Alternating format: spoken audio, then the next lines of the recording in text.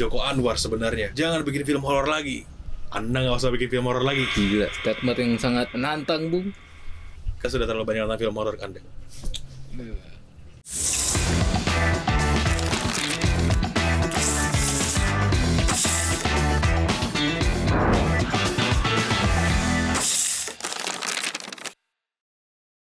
Karena horor Anda emang bagus, tapi saya yakin Anda bisa bikin film komedi, film keluarga yang lebih bagus lagi, seperti yang dulu. Balik lagi bersama kami, Refleksi Pictures. Dalam segmen Basi, bersama gua, Dali. Gua Nixon. Kita akan membahas Joko Anwar yang sangat fenomenal, sutradara yang bisa dibilang salah satu sutradara terbaik di Indonesia. Salah satu sutradara yang paling dikenal Bombastis, oleh masyarakat bombastis. Semua orang pasti tahu nama Joko Anwar. Gila. Dan kali ini kita mau membahas kenapa Joko Anwar punya kelebihan yang sangat bombastis selain horor gitu. Dan tapi malah seperti tidak disadari oleh orang-orang. Bisa kita lihat 3 film terakhir Joko Anwar itu film horor. Siksa Kubur, Pengabdi Setan 2, dan Perempuan Tanah Jahanam. Sebelum itu ada Gundala. Gundala film laga, ada unsur horornya lah gitu. Tapi sebetulnya nih, Joko Anwar itu favorit gua, bukan film horor, film favorit gua. Apa itu? Film favorit Joko Anwar gua adalah film komedi dan juga romance, yaitu adalah Janji Johnny dan A Copy of My Mind. Dan kata lu, film-film Joko Anwar juga banyak elemen keluarga di dalamnya gitu. Lu bisa, kalau bahasa sekarang, elaborate. Oh, elaborate. Oke. Gua sih jujur tidak seperti di opening tadi, gua sebenarnya sangat suka dengan film-film horor Joko Anwar.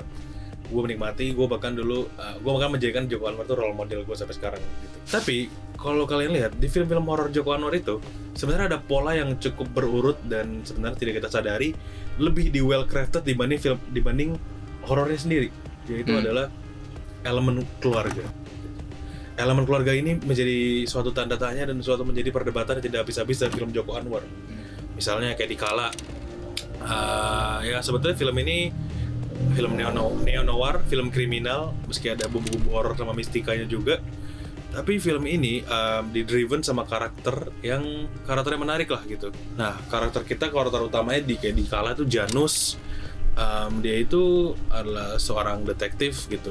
Dan dia berusaha untuk mencari harta karun pertama bersama karakter-karakter lain kayak Aryo Bayu dan juga Ranti gitu. Dia berusaha mencari harta karun Presiden Soekarno atau Presiden pertama dalam film itu, dengan unsur politik yang gila sih dalam film itu. Menurut gue unsur politis film itu berani banget gitu, dan bahkan melebihi kengerian horor yang memang sengaja ditampilkan gitu dengan adanya Pindoro, penjaga harta karun itu kan bentuknya entitas mistika ya, gaib gitu. Pas gue nonton, anjir nih ide filmnya ngeri. Dalam artian ngeri adalah ide politiknya itu ngeri banget film Kala. Jadi gue berharap Joko Anwar bikin lagi tuh film detektif / film laga gitu.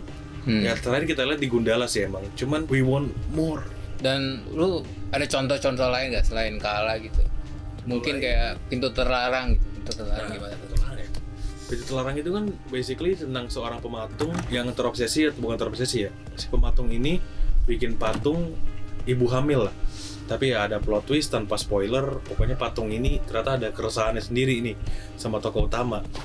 Dan sebenarnya melalui di Pintu Terlarang ini kan protagonisnya kita akhirnya setelah dia lagi stres nih bikin patung, anjir gue gak mau bikin patung lagi gitu. Nah dia tuh dapat pesan nih dari seorang anak kecil. Nah anak kecil ini kan selalu ngasih pesan, minta tolong saya nih ke tokoh utama kita si Gambir. Nah ternyata masalah itu berujung ke masalah keluarga yang gila lah. Soalnya tokoh utama kita Gambir ini punya masalah keluarga yang cukup ngeri gitu. Dari masa kecilnya sampai masa depannya, masalah keluarga ini menjadi sesuatu yang mengekang dia gitu. Dan di situ malah idenya serem sih tentang keluarga di film itu gitu. Sama-sama gelapnya gitu. Dan tadi udah kelihatan dari 2 film aja, kayak dari Kala ke Pintu Terlarang udah kelihatan di tokoh utama kita adalah seorang yang sangat menderita oleh pekerjaan mereka dan juga latar belakang mereka. Ya kalau di Pintu Terlarang mulai kelihatan nih masalah keluarga, dan kalau di Kala masalah politik nih. Cuman di film berikutnya ada juga nih, apa? Modus Anomali tahun 2012. Ini juga tentang masalah keluarga kan. Basically si Rio Dewanto ini, karakter Rio Dewanto liburan sama istri sama anaknya, dan di suatu tempat di hutan itu mereka kehilangan lah anak sama istrinya. Dia cariin, dia nemuin keluarga lain, dan dia curigain kalau keluarga lain ini adalah yang menculik istri sama anak mereka. Soalnya si Rio Dewanto ini karakternya menemukan rekaman pembunuhan gitu. Jadi dia mulai curiga gitu. Lagi-lagi didorong oleh elemen keluarga. Tapi yang gelap nih elemen keluarga ini gitu.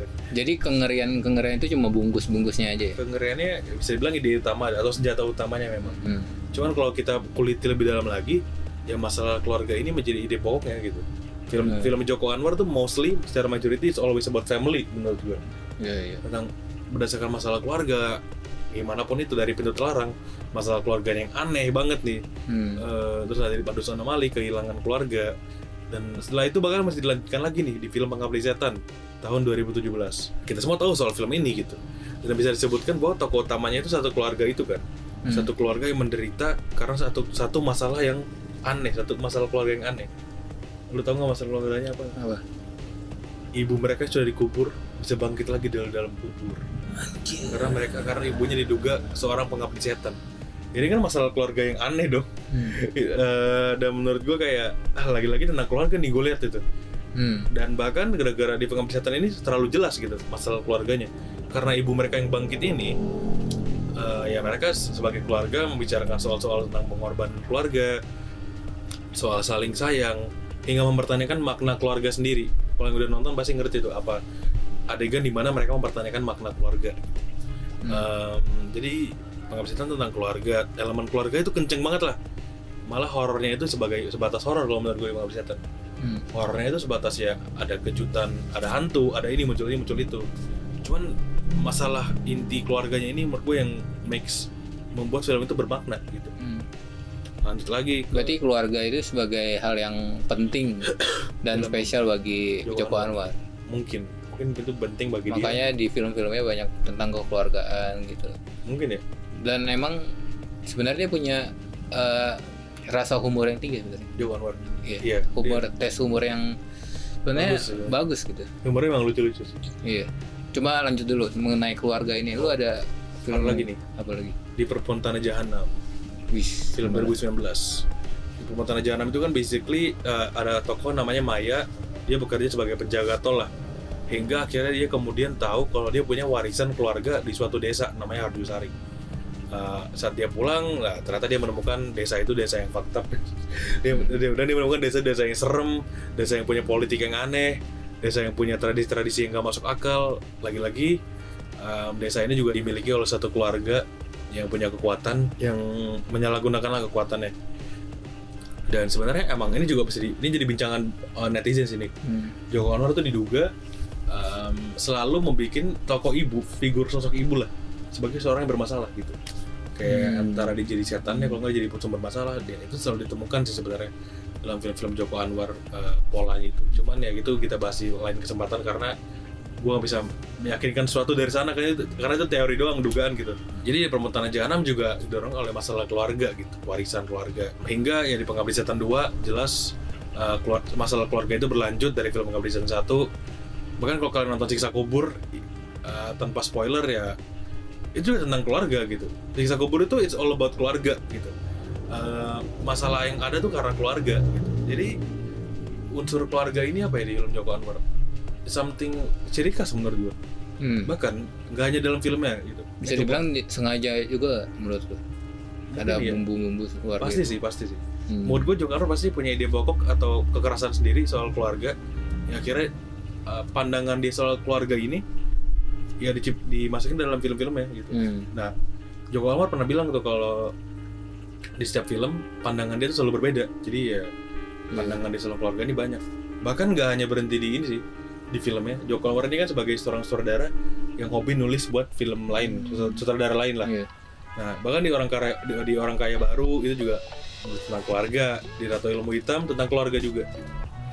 Jadi emang keluarga ini menjadi konstan masalah yang tanda tanya sebetulnya di film Joko Anwar. Iya. Dan memang netizen juga bilang kalau Joko Anwar bikin film yang kayak dulu dong, kayak ini Jadi Joni yang gini-gini. Yang fun ya, komedi. Iya, yang apa ya, bukan horor-horor terus gitu. Netizen juga menyadari keresahan yang sama lah. Iya, punya keresahan yang sama. Dan kembali yang tentang selain keluarga ada elemen humor juga dalam film-filmnya. Seperti tadi juga sering bikin komedi. Iya, Janji Joni, terus film-film yang dia tulis seperti Arisan Quick Express. Quick Express itu kan gimana ya? Humornya lucu-lucu gitu. Humornya lucu-lucu. mungkin kita nggak ada salahnya bang lu bikin film komedi lagi kan? Iya, dan secara komedi juga laku banget di Indonesia. Dan sebenarnya ada satu lagi selain komedi, si Joko Anwar ini suka bahas tentang orang-orang yang tertindas juga. Gimana tuh? Kayak mungkin orang-orang yang punya orientasi seksual yang berbeda gitu dengan pada umumnya gitu ya. Dan itu cukup sering dilakukan dalam film-film Joko Anwar gitu. Iya, dan Joko Anwar juga sering ini kan, dari Gundala, A Copy of My Mind. Dia juga mau ngomongin kalau tertindas, dia kan tokoh utamanya selalu orang yang bisa dibilang dari kelas bawah lah. Iya. Bukan yang ke kelas tak kaya gitu tokoh utamanya. Jadi ya itu juga menarik ya dalam pandangan film-film Joko Anwar menurut gue. Lebih horornya gitu. Setahu gue juga emang cara Joko Anwar riset juga kebanyakan dari berita-berita sih. Berita-berita yang ada dan yang ada di tahun itu juga ya, yang lagi terjadi memang. Ya yang memang personal buat dia, dan menurut dia kenapa film-film horor lagi sering dia bikin karena dia terus berkembang, kata dia sih. Dia orang yang terus berkembang dan film-film dia itu mengikuti dirinya dia sendiri gitu. Nggak asal bikin film aja, tapi ada sesuatu yang ingin diangkat, ada kepribadian atau pemikiran dia sendiri gitu. Kan ya film Joko Anwar ini bikin kaya tadi film horornya ya, ada elemen keluarga tadi. Kalau gue nonton film horor Indonesia lain, malah gue tuh nggak pernah nemuin elemen horor keluarga itu gitu. Makanya saat gue nonton film Joko Anwar, gue suka karena horor itu bermakna sesuatu gitu. Ada istilahnya, ada yang mau direnggut nih dari tokoh utama itu. Kayak tadi kayak masalah keluarga ini kan jadi permasalahan utama, dan seperti bola yang nggak tahu kemana gitu. Saat bola ini diambil ya tokoh utama jadi panik gitu. Masalah keluarga ini sering banget diambil dari seorang, karakternya jadi kelabakan, jadi film terjadi, film berputar secara durasi. Menurut gue itu amazing sih, karena banyak film horor Indonesia sayangnya itu hanya ingin menakut-nakuti gitu. Ya emang nggak salah sih, film horor itu emang gunanya buat nakut-nakutin gitu. Bahkan di film-film horor Joko Anwar juga ada beberapa sequence yang buat nakut-nakutin penonton. Cuma gara-gara ada kayak elemen sampingan kayak keluarga tadi, ya itu baru gue jadi bikin filmnya bermakna aja gitu. Ada layer-layernya ya. Ada layer itu penting sih dalam film horor menurut gue. Kalau lu bikin film horor gunanya buat nakut-nakutin doang, ya filmnya jadi saya bilang apa ya, kacangan gitu lah, buat nakut-nakutin doang gitu, kayak kurang nendang aja gitu. Iya, sayang sih. Sayang ya. Ya boleh aja, cuma kayak sayang nggak sih? Sayang. Bikin Boleh film cuma sayang buat ya. gitu-gitu aja. Saat lu kayak Joko Anwar bikin suatu, ada elemen keluarganya ya, horornya jadi level stakesnya jadi tinggi banget gitu. Jadi ada sesuatu yang bisa kita ambil dari film itulah gitu, dan bikin karakter jadi semakin kuat gitu, dan semakin relatable sama penonton kan. Mungkin itu yang bikin Joko Anwar juga apa ya, bisa diterima oleh banyak orang. Orang yang suka film, ngikutin film terus juga bisa menerima Joko Anwar, atau penonton pada umumnya juga bisa menerima karena elemen horor itu gitu. Iya. Makanya itu kenapa Joko Anwar jangan bikin film horor lagi setidaknya dalam waktu dekat. Ya mungkin film selanjutnya bisa. Tapi gue liat Twitter romance kayaknya sih film berikutnya. Romance gitu ya? Remaja gitu kayaknya film Joko Anwar nih. Mantap sih. Habis itu mungkin kalau dibikin kayak Janji Joni lagi, atau enggak kalau dibikin Quickie Express lagi, itu gokil sih film kayak gitu. Itu banyak yang bilang bagus ya emang film-film itu ya. Janji Joni, Quickie Express, Arisan itu fun fact juga sih. Arisan lumayan film favorit juga lumayan. Film favorit masa? Bukan Indonesia. Indonesia. Oh, nanti Kan Fahrenheit dulu. waktu itu gue bilang favorit gue Yuni. Cuma salah duanya Arisan lah. Arisan. Oke, berarti itu sih guys. Joko Anwar itu kekuatan aslinya adalah penulisan karakternya, berarti secara saya simpulin. Dan kebetulan aja patternnya, polanya itu tentang keluarga gitu. Jadi penulisan karakter keluarga ini suatu hal yang kuat lah dalam film-film Joko Anwar. Ya menurut gue jarang disadari orang ya. Padahal kalau Joko Anwar bisa bikin film yang benar-benar full keluarga, gue yakin bakal bagus banget sih. Yang nggak hanya mentingin horornya, menurut gue itu bakal oke banget sebagai bobot film. Dan gue nggak sabar nunggu film Joko Anwar berikutnya. Apalagi abis ini katanya romance remaja tadi, mungkin menarik. Gue nggak pernah bayangin film romance remaja dari seorang Joko Anwar. Iya. Dan jangan lupa terus support film Indonesia sih. Jangan lupa support film Indonesia in general. Jangan lupa like, subscribe, share, dan komen, like, share, subscribe, like,